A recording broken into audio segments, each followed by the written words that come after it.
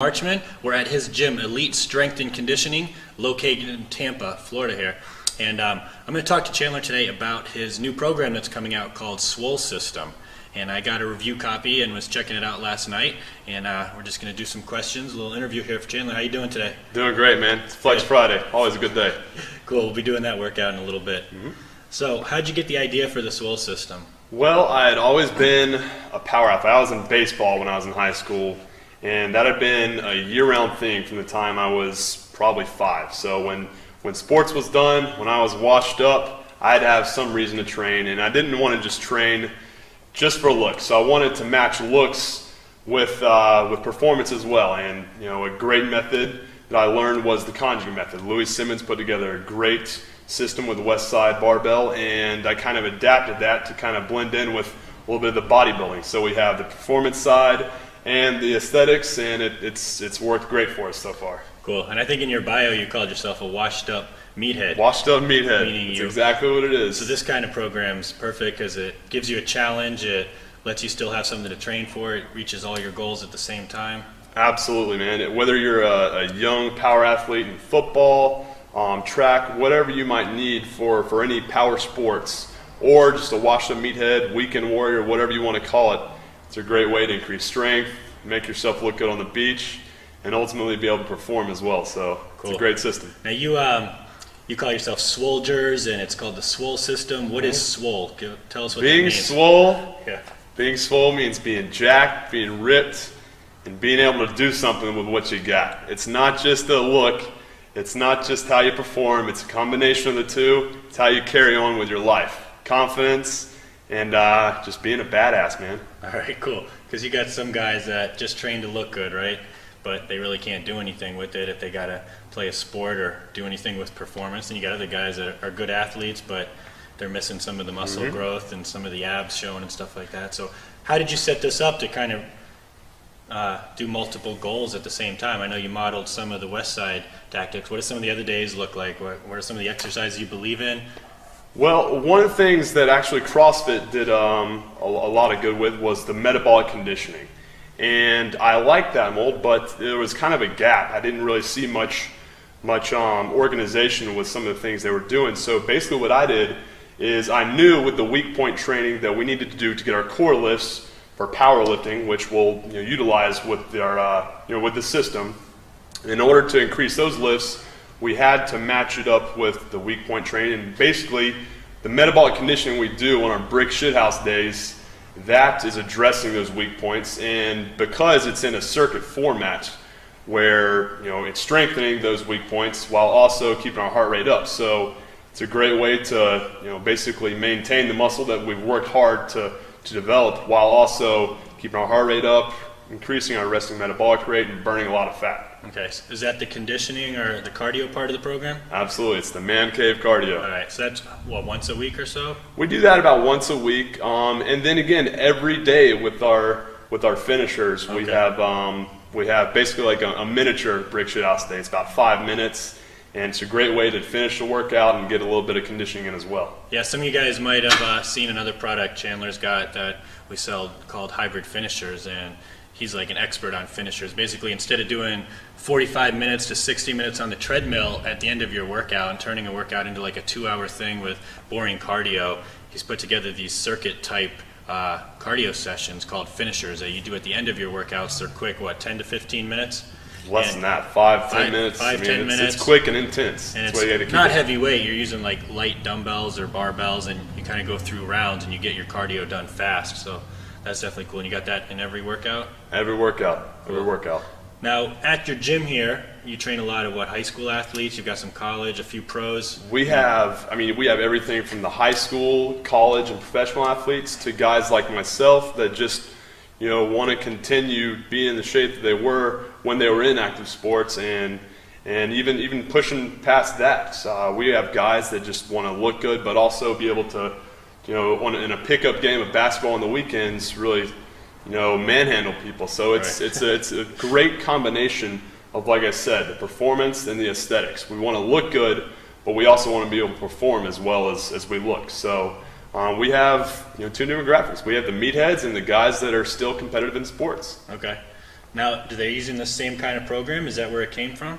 All the same, all the same. Yep. All right, cool. Everyone is doing the same things. We have our days set up to where they're going to benefit through our core lifts, and every one of our core lifts has a specific goal. Every one of those goals matches up with the goals that our athletes and our meatheads have. So ultimately, it's regardless of what you're coming here for, you're going to get the benefit from our training. Okay. Now, looking around at the gym, I'm seeing a lot of really cool stuff. I don't know if you can see it in the video here, but Chandler's got all kinds of equipment. Some of this stuff you might not find at a regular gym, or if you've got a home gym. So I guess I'm asking, do you have to have any special equipment or anything like that to do this program, or what is required? What do you have to have access to in order to get the full benefit from it? If you have the equipment that we have here, some of the specialized equipment, it does make a difference, but not so much so that if you follow our system using the basics, just barbells, dumbbells, you'll still be able to benefit from it. Okay. It's more about the system. It's more about, just the core lifts and the very simple movements that we're doing after those core lifts that make the difference. It's having that organized system in place. Everything's percentage based. Everything's put in place for a reason. And it's more about the system than just what you're throwing on top of things. The chains, the bands, the strongman stuff, it does help, I'm not going to lie, but ultimately you will still be able to get awesome benefits and awesome results with just the bare bones. So there are replacement things you can do if you don't have something? Okay, absolutely. Cool. Now, do you need to have someone to train with to do it, or is it something you could do by yourself? I always tell people it's good to have someone training with you. It pushes you harder, and a lot of our system is based upon what I learned in the college strength conditioning. And that environment, it's all about competition. People pushing each other to be better. And if you do have someone, it will help you push harder for getting those results faster. But also on a max effort day, just for safety reasons, you don't want to be on a 1 rep max on a bench press and have yourself get tricked by the bar.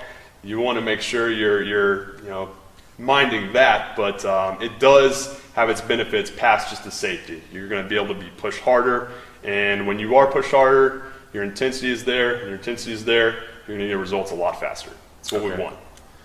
All right, cool. Girls and guys, make any difference? Girls, they're going to come in here, they better be aware of what we're doing, and they better adopt to it quick. It's not going to be something that when they come in here, I'm going to give them the Shape Magazine treatment. They're going to do everything we do in here. All right. Don't treat them any different. Now, would you treat this system, the Swole system, a 13-year-old teenager just starting out and a guy who's been lifting for 10 years? Can everybody use it, or are there different modifications? Or everyone can benefit from the goals that we have in place and how we address those goals. That said, if it's a noob, a guy that's a kid that just turned 13 and he can't do a proper body weight squat, obviously we're not going to give him any external load. He's going to master his own body weight first, but then once he progresses, and at that age you're going to progress quickly, we will get him under some weight, really get him to master the form, and that's when we really focus on putting him with the system. Certain things are going to change. The dynamic days, it's going to be a little bit higher percentage, and we'll put on a few more reps just so he'll be able to get some work in as well. Right. But ultimately, the same goals apply, and we're going to train them, with the same principles. And you have videos up too showing how to do the different exercises. Absolutely, form is really important, man. That's huge. If a lot of times you buy workouts and you read it, but you don't know how to do the exercises. I've bought programs. I'm like, I don't know what this is, and then I go to YouTube and you look up the exercise, and who knows if that person's doing it right. So here with the Swole system, you get all the videos with it, and it shows you how to do it from a certified strength and conditioning specialist, Chandler here, and his team of trainers with all kinds of athletes that are coming here. So you're learning how to do all these lifts correctly and maybe differently. There's different variations and versions of a lot of these as well. So I think that's a huge component of the program for sure. Absolutely. You talked about max effort, dynamic effort. If people aren't familiar with that terminology, could you kind of just explain, there's a variety of whether you're lifting heavy or for speed, things like that. Basically, our core lifts, our main lifts of the day, which are going to be variations of the bench, squat, and deadlift. There's going to be 3 modes to how we train them. And there's going to be the max effort, which is going to be anywhere from a 1 rep max to a 5 rep max. Ultimate goal there, obviously, to gain maximal strength. There's going to be the dynamic effort days, which is going to be sub-maximal weight, anywhere from a 40 to a 55%. Obviously, with that, it's very light, and our goal is to increase rate of force development. A really quick and easy way to think of that is just becoming more explosive, powerful.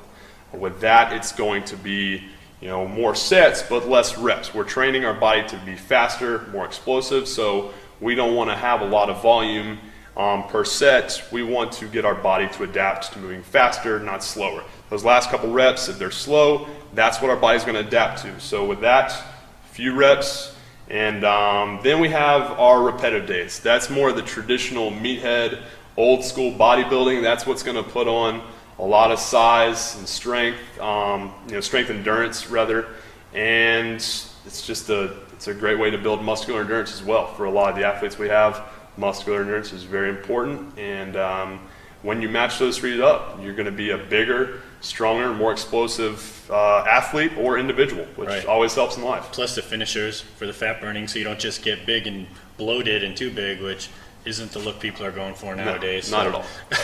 It used to just be like, see how big you can get, but now you got to look like an athlete as well. And you've got the max effort for the strength. You've got the muscle building on your speed days.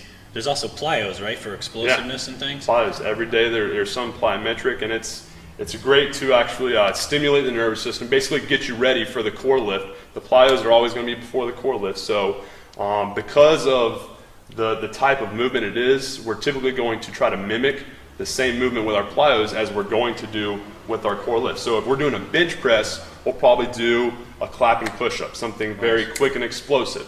If you notice, that's the same movement that you're going to be moving this barbell with. So it's basically getting your body ready to move fast and explosively while also training you to increase the rate of force. It's almost like a warm-up, and it primes you for the movement you're about to do, get your nervous system ready for it, get you better at the main lift of the day. Yep. So how many days a week are you training for this? Our core lifts, basically, we're doing 4 days a week.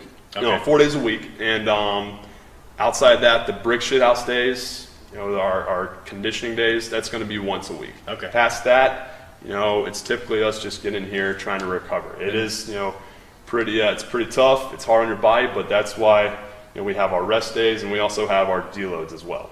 And how long does a workout take? Less than an hour? If you're doing what you're supposed to be doing, it should take you no longer than an hour. Absolutely. All right, cool. All right, man. I think we covered our bases. Definitely check out Chandler's Swell System. If you want to